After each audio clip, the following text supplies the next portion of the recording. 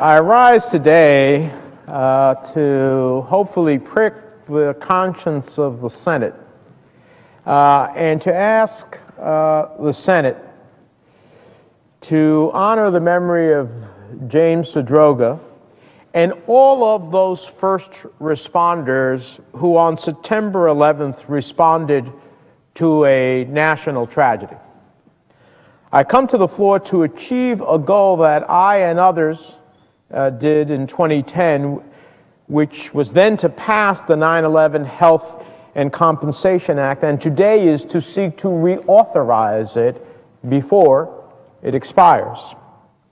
Now, Jim Zadroga was a New Jerseyan, but he was also a hero who, after September 11th, 2001, ran towards the World Trade Center, not away, to help us recover, but working on the site, breathing in the smoke and dust and debris.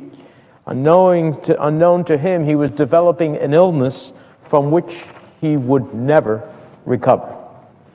Jim was the first emergency responder to die directly because of health effects from working at Ground Zero.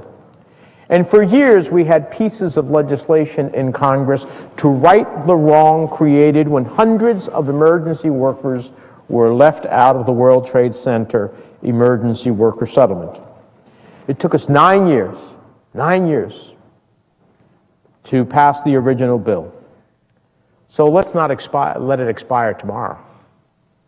Let's send a clear message to our first responders, those who responded on that fateful day, and those who may be called upon to respond on some future fateful day, that we will never forget what you did for your fellow citizens, for this nation, on the day that changed the world, for Jim Zadroga, who passed away, and every other first responder sick because of their response to duty, and some of who have died and left loved ones behind. If you told any American 14 years ago that we would let expire our commitment to provide for those who helped in the 9/11 recovery effort, that their government would be slow to respond to their illnesses, their suffering, and their sacrifices, no American would believe you. But that's what we're on the verge of doing. That's exactly what we're on the verge of doing. We just had the September 11th commemoration. We all faithfully and responsibly went to remember the lives of those fellow Americans who were lost. We all paid tribute to them and to those who sacrificed in response. And yet, here we are just a few weeks after, on the verge of allowing the very law that helps those who did their duty, some who did beyond duty because they were first responders not even from the city of New York, but came from across the country to help in the aftermath. No American would believe that we're about to let this lapse. But that's where we are, and it must change. This law is set to expire at midnight tomorrow. Now, there's still enough funding to pay out claims for months to follow, but the reauthorization bill that I and other colleagues have co-sponsored is needed now for a number of reasons. First and foremost, to provide the security, the peace of mind, and reassurances to those first responders that these critical programs will last longer than just what the next couple of months' funding will provide.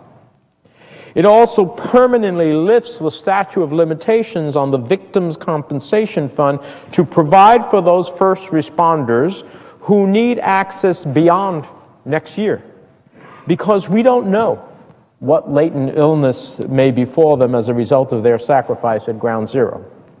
And very importantly, it exempts these key programs from the budget sequestration cuts that would hollow out the critical safety net that this program provides for those September 11th first responders. The sequestration, which I voted against, imposes arbitrary and capricious cuts to funding that will continue to provide care and support to those 9/11 heroes who sacrificed everything to help those in need on that tragic day.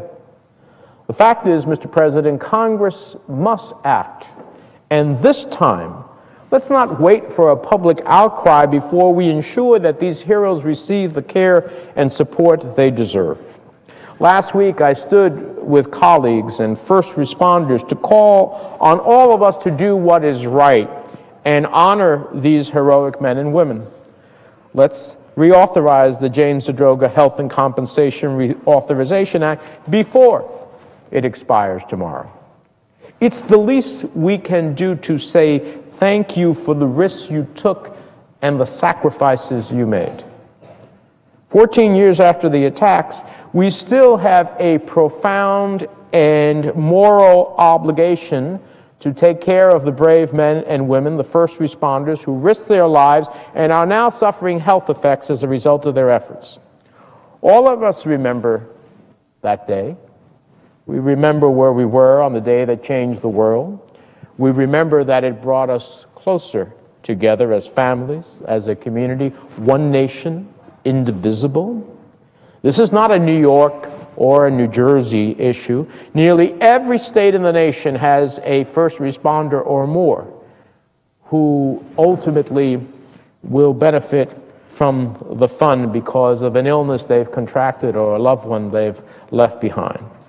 This is a reason, there is a reason we call this great country the United States of America. Because, in fact, whether there are wildfires in the West, flooding in the Mississippi, or any other great consequence to our country, we take care of our own collectively. And in fact, this is a moment to take care of those who we, in fact, have heralded as heroes. It's not simply enough to say so in words. You have to do so in deeds.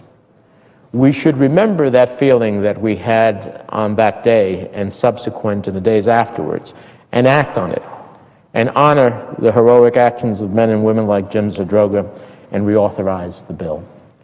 With that, Mr. President, I yield the floor and observe the absence of a quorum.